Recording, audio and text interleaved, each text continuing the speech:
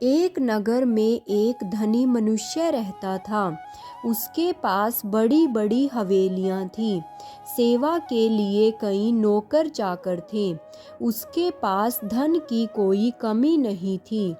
एक दिन वह धनी व्यक्ति अपने घर के सामने टहल रहा था। तभी उसे एक बूढ़ा आता हुआ दिखाई दिया।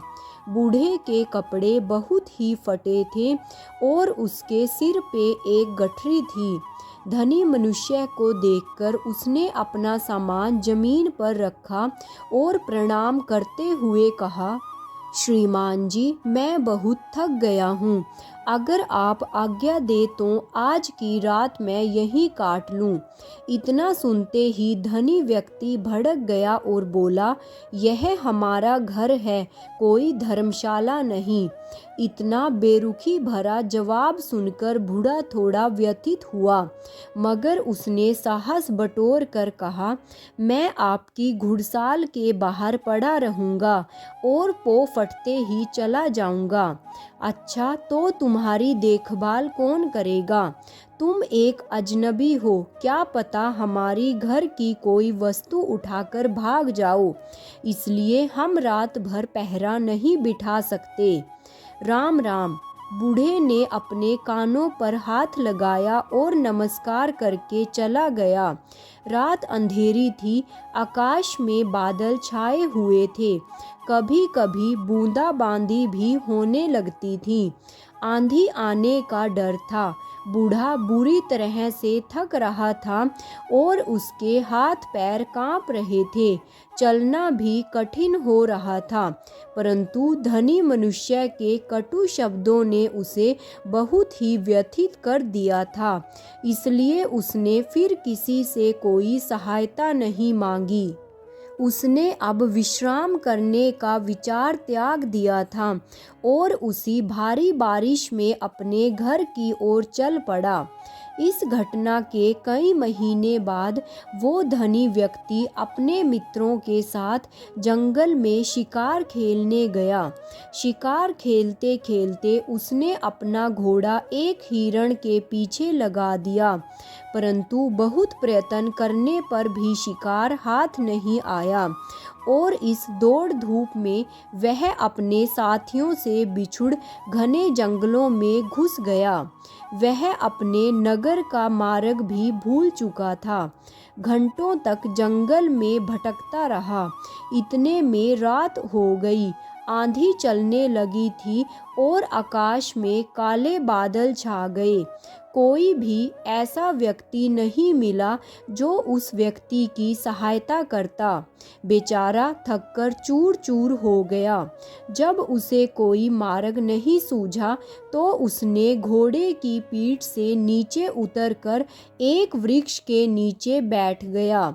आंधी इतनी जोरों से बढ़ने लगी कि जंगल के वृक्ष टूट टूट कर गिरने लगे थे।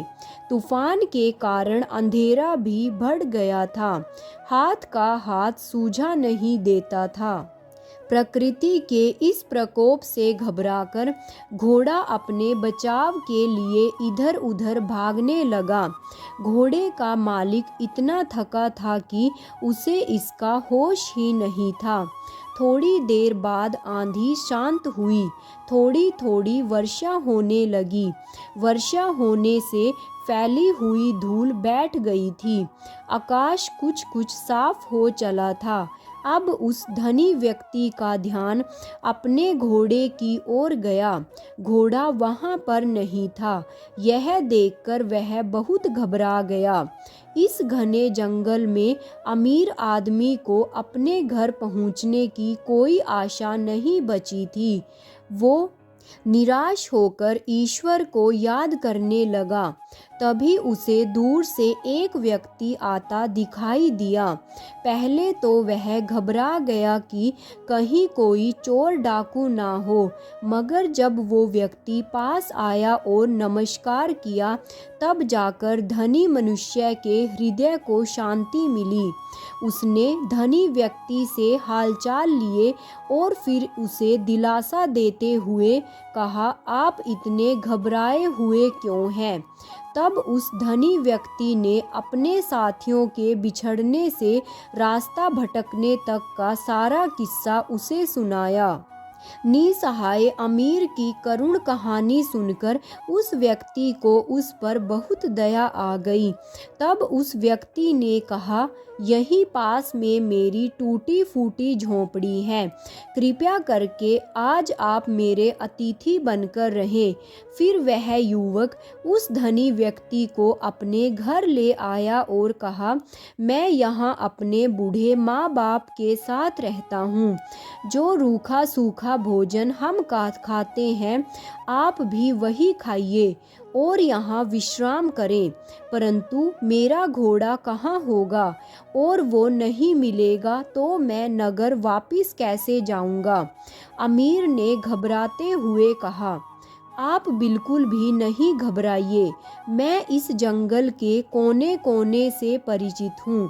सुबह होते ही मैं आपका घोड़ा ढूंढ लाऊंगा।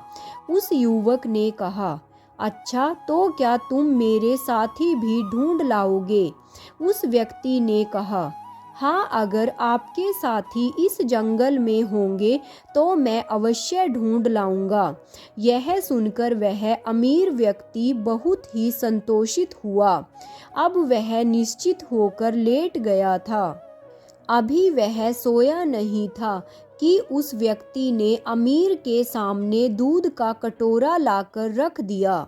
यह क्या है महाशय? अमीर ने पूछा। उसने कहा, यह हमारी बकरी का दूध है।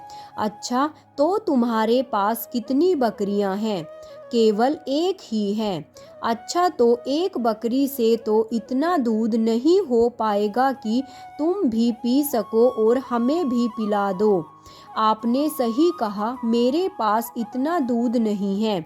हमारी बकरी एक सेर से अधिक दूध नहीं देती है, इसलिए आज का दूध अतिथि सेवा में ही लगाया जा सकता है। आज हम लोग दूध नहीं पिएंगे। क्यों? धनी व्यक्ति ने आश्चर्य से कहा। हमारे यहाँ सबसे बढ़िया चीज़ दूध और पूत को समझा जाता है। अतिथि की सेवा में हम लोग दोनों वस्तुएं पेश कर देते हैं। मैं अपने पिताजी का इकलौता पुत्र हूँ और दूध हमारे यहाँ का सर्वोत्तम भोजन समझा जाता है।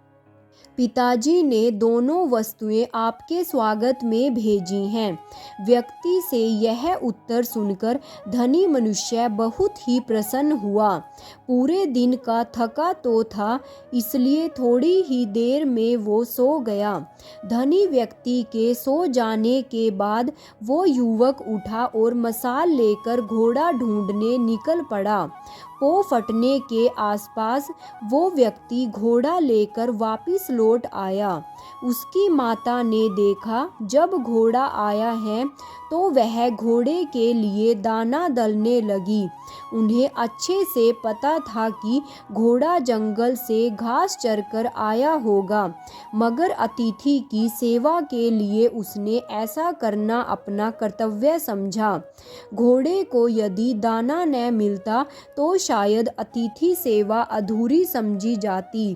प्रातःकाल जब अमीर आदमी सोकर उठा तो उसने देखा उसका घोड़ा दाना खा रहा है।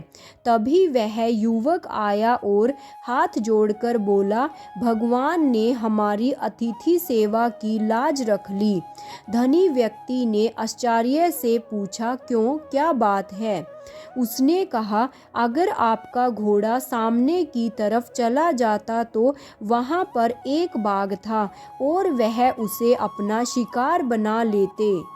प्रातःकाल उस युवक ने एक कटोरे दूध और फल से उसकी सेवा की। कुछ देर बाद धनी व्यक्ति ने अपने घर लौटने की इच्छा प्रकट की और कहा, जाते जाते मैं तुम्हारे पिता से मिलना चाहता हूँ, जिन्होंने इतने अच्छे संस्कार अपने पुत्र को दिए। युवक अपने पिता को बुलाने गया और कहने लगा, पिताजी, अतिथि महाशय आपको याद कर रहे रहे हैं। तब उनके पिता ने कहा, अतिथि महोदय से कहो कुछ दिन और हमारे यहाँ रुक जाएं। युवक बोला, मैंने तो पहले उनसे रुकने का आग्रह किया था, मगर अब वो और नहीं ठहरना चाहते हैं। अच्छा, तो तुम उन्हें नगर तक छोड़ आओ। जब उस युवक को इस बात का बड़ा आश्चर्य हो रहा था कि उसके पिताजी एक अतिथि का निरादर क्यों कर रहे हैं, वो उनसे मिलना क्यों नहीं चाह रहे हैं, मगर पुत्र होने के नाते वह अपने पिता से कोई भी प्रश्न न कर सका। अच्छा पिताजी, आप यही बता दें कि मैं उस व्यक्ति से आपके ना मिलने का क्या कारण बताऊं। तब बूढ़े ने कहा, कह दो, मेरे पिता बहुत ही बीमार और बूढ़े हैं, वह उठकर नहीं आ सकते। यह संदेश लेकर युवक उस अमीर आदमी के पास पहुंचा। धनी व्यक्ति ने कहा, अगर ऐसी बात है तो मैं खुद ही उनसे मिलने चला जाता हूं, क्योंकि इतने महान व्यक्ति के दर्शन किए बिना मैं वापस नहीं जा सकता। उधर बूढ़े व्यक्ति ने यह देखा कि अमीर आदमी बिना उनसे मिले नहीं जाएगा, तो वह उठकर बाहर आ गए। उस बूढ़े व्यक्ति को देखकर धनी आदमी को सारा वृत्तांत याद हो आया।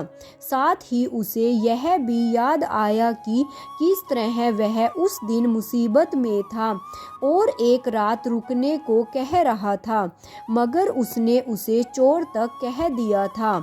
धनी व्यक्ति को अब बड़ा पछतावा हो रहा था। उसकी आंखों से आंसू बह निकले। उसने हाथ जोड़ते हुए अपने दुर्व्यवहार के लिए क्षमा मांगी।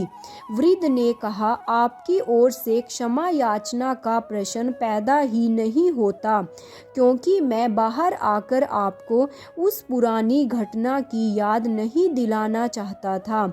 आपके आग्रह को मैं टाल भी नहीं सका, इसलिए मुझे यहाँ आना पड़ा। इस घटना को याद करके आपको शायद दुख हुआ हो, अतः मुझे माफ़ी मांगनी चाहिए। कितने ऊंचे हैं आप और आपका व्यक्तित्व कितना ऊंचा है। अमीर वृद्ध के चरणों में गिर पड़ा। उसकी आंखों से आंसू बह रहे थे और होठ फड़फड़ा रहे थे। वह यही कह रहा था, वाकई बूढ़े की झोंपड़ी महलों से बहुत ऊंची है, क्योंकि यहाँ मानवता का निवास है। मेरे प्यारे दोस्तों, आपको यह कहानी कैसी लगी कमेंट बॉक्स में कमेंट करके ज़रूर बताइएगा, और मेरे चैनल को सब्सक्राइब और वीडियो को लाइक और शेयर करना मत भूलिएगा।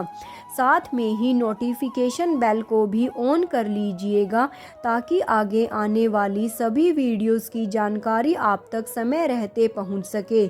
Thanks for watching.